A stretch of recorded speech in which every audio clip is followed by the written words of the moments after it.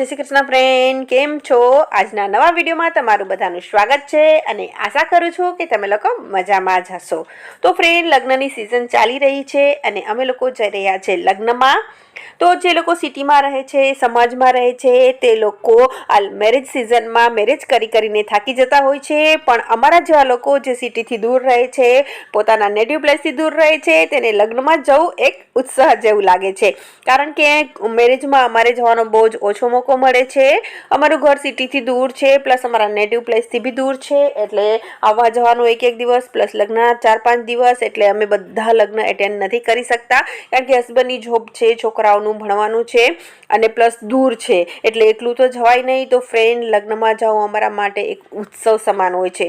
તો આ અમારા 2026ના પહેલા લગ્ન છે. કોઈ રિલેટિવ્સના લગ્ન નથી, ફ્રેન્ડને ઘરે જ જવાનું છે. ફ્રેન્ડના હસબન્ડ અને મારા હસબન્ડ સાથે જ જોબ કરે છે, બરોડા છે મેરેજ, તો બસ ત્યાં જઈએ છે. અને ફ્રેન્ડ, જો આ સાડી છે તે મેં 4-5 વર્ષ પહેલાં લીધેલી છે. એક વખત થોડી અડધી કલાક માટે પહેરેલી હતી અને આજે હું બીજી વખત પહેરું છું. તો સાડી પહેરવાનો પણ મોકો નથી મળતો, કારણ કે મેરેજમાં ઓછું જવાનું હોય છે. હા, અહીંયા પાર્ટીઓ થાય છે, પણ મેરેજની જે ફિલિંગ હોય છે મેરેજમાં જવાની, તે બહુ ઓછો મોકો મળે છે અમને. તો ફ્રેન્ડ, બસ અહીંયા મેં બધો સામાન પેક કરી લીધો છે, કારણ કે અમે લોકો થોડા વહેલા જવાના છે, સાંજે લગ્ન છે. તો ફ્રેન્ડ, ટાઉનશીપની બહાર જાઉં સિટીમાં અને ત્યાં ડીમાર્ટમાં ન જાઉં એવું બને જ નહીં. તો આજે મારે સૌથી પહેલાં ડીમાર્ટ જવાનું છે, કારણ કે ત્યાંથી મારે આખા વર્ષના ચોખા લેવાના છે. ચોખાની અત્યારે સિઝન ચાલી રહી છે અને અમને બહાર જવાનો મોકો નહોતો મળતો. તો બસ આજે મેરેજમાં જવાનું છે, તો થોડા વહેલા નીકળશું, પહેલાં ચોખા લઈશું. એટલે જ રેડી થઈને નથી જતા, કારણ કે ડીમાર્ટમાં સાડી પહેરીને ક્યાં જવું. પછી બસ જેઠજીના ઘરે રેડી થઈ અને મેરેજમાં જશું. તો ફ્રેન્ડ, બધું પેકિંગ થઈ ગયું છે. મારી સાડી અને પાર્થિલના સલવાર બધું નાખી દીધું છે. બસ હવે કપડાં બી મેં રાત્રે જ ધોઈ લીધા હતા. કેટલો ઉત્સાહ છે મેરેજમાં જવાનો, એટલું બધું કામ રાત્રે કરી લીધું હતું કે અત્યારે ખાલી તૈયાર થઈને નીકળવાનું જ રહે. તો લાસ્ટ 25 વર્ષથી હું ટાઉનશીપમાં રહું છું અને 25 વર્ષ સુધીમાં મેં ગણીને 4 થી 5 જ મેરેજ અટેન્ડ કરેલા છે ફ્રેન્ડ. અને બસ નાના મોટા કરેલા છે અહીંયા આજુબાજુમાં હોય તો, એ બી ફ્રેન્ડના ને એના લોકોના જ હોય, રિલેટિવ્સના, મીન્સ કે ક્લોઝ કઝિન્સને એ લોકોના મેરેજ તો મેં 1 થી 2 જ અટેન્ડ કર્યા છે. બસ અહીંયા ભગવાનનું નામ લઈ દિયાબત્તી કરીને અમે લોકો નીકળી ગયા છે બરોડા જવા માટે. અને આ શોર્ટકટ રોડ લીધો છે, કારણ કે વહેલા પહોંચી જઈએ. અને ફ્રેન્ડ, પછી અમે વચ્ચે ઊભા રહ્યા છે જમવામાં. તો જે લોકો ટાઉનશીપથી બરોડા શોર્ટકટમાં જાય છે તેના માટે આ હોટેલ બહુ જ ફાઇન છે. સ્વામિનારાયણની હોટેલ છે ને એનું જમવાનું બી બહુ જ ફાઇન છે. તો ઓલવેઝ અમે અહીંયા જ હોલ્ડ કરીએ છીએ. તો મેં ગુજરાતી થાળી લીધી છે, હસબન્ડે પંજાબી થાળી લીધું છે અને પાર્થિલે તો એનું પાસ્તા અને ગાર્લિક બ્રેડ ને એવું બધું મંગાવેલું છે. તો બસ અમે લોકોએ અહીંયા લંચ કર્યું અને પછી પાછા નીકળી ગયા બરોડા જવા માટે.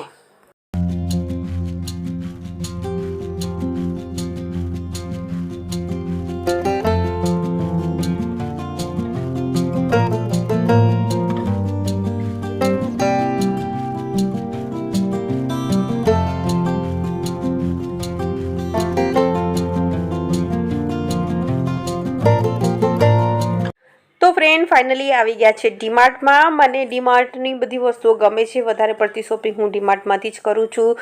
તો બસ અહીંયાથી મારે ચોખા લેવાના હતા, પ્લસ સાથે સાથે મારે ચણા અને મગની બી સિઝન છે તો એ લીધા, પ્લસ સાબુદાણા લીધા છે વેફર બનાવવા માટે, અને ખાંડ લીધી છે. તો અહીંયા ચોખામાં બહુ બધી વેરાયટી છે. તો હું લચકારી કોલમ હર વર્ષે ભરું છું, તો બસ તે જ લીધા છે. તો આ છે સુરતી કોલમ, આ બી ફાઇન છે. અને આ બીજા છે વાળા કોલમ. તો આ બે મને પસંદ પડ્યા હતા, તો મેં એમાંથી વાળા કોલમ લીધા છે. અને ઘણી બધી વેરાયટી છે, ઘણી બધી જાતના ચોખા અત્યારે આવતા જ હોય છે. તો બહુ જ બધી વેરાયટી છે, પણ ઓલવેઝ હું કોલમ જ રેગ્યુલર ખાવા માટે લઉં છું. તો તે લેવાના હતા, તો બસ તે લઈ લીધા છે. ફાઇનલી આ કામ બી મારું એક પતી ગયું છે. અને બસ પછી બિલિંગ કરીને હવે જશું મારા જેઠજીના ઘરે.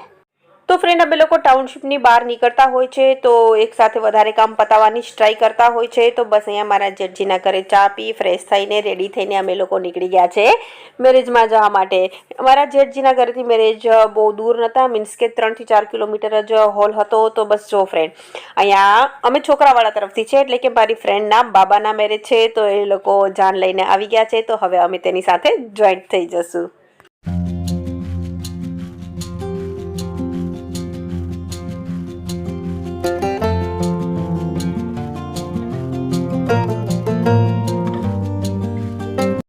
અને બીજું મેરેજમાં આવવાનું ખાસ રીઝન આ બધા મારા ટાઉનશીપ ફ્રેન્ડને મળવાનું પણ હતું. આમાંથી એક બે જ અત્યારે કરન્ટલી ટાઉનશીપમાં રહે છે, બાકી બધા ટાઉનશીપમાંથી નીકળી ગયા છે, કોઈ રિટાયરમેન્ટ થઈને યા ફિર કોઈ જોબ ચેન્જ કરીને. તો કોઈ અમદાવાદ છે, કોઈ સુરત છે, કોઈ ગાંધીનગર, મીન્સ કે અલગ અલગ જગ્યાએથી બધા ભેગા થયા છે. તો બસ બધાને મળવાનું પણ ખાસ રીઝન હતું. તો આ બધા ગુજરાતી ફ્રેન્ડ છે મારા, અને બસ અમે લોકોએ બહુ જ વાતો કરી, બહુ જ એન્જોય કર્યું. અને જો વરરાજાની પણ એન્ટ્રી થઈ ગઈ છે અને હવે થશે જયમાલા. તો અમારા બધા ફ્રેન્ડના છોકરાઓ મોટા થઈ ગયા છે અને બસ હવે એક પછી એક બધાના મેરેજ થવાના છે. તો ફ્રેન્ડ, જ્યારે આપણે સમાજથી દૂર રહેતા હોય તો બસ ફ્રેન્ડ સર્કલ જ આપણું સમાજ બની જતું હોય છે. જેટલા તો મેં અમારા રિલેટિવ્સના મેરેજ અટેન્ડ નહીં કર્યા હોય તેટલા મેં ફ્રેન્ડ સર્કલમાં મેરેજ અટેન્ડ કર્યા છે. તો બસ અહીંયા જયમાલા થઈ ગઈ છે, પછી રિસેપ્શન છે અને પછી મેરેજ છે. તો અમારે વહેલું નીકળી જવાનું છે કારણ કે અમારે પહોંચવાનું છે ટાઉનશીપ, અને બરોડાથી ટાઉનશીપ 3 કલાક જેટલો ટાઈમ લાગે છે. તો બસ રિસેપ્શનમાં ફોટો સેશન કરી અને અમે જતા રહેતા સીધા જમવા માટે.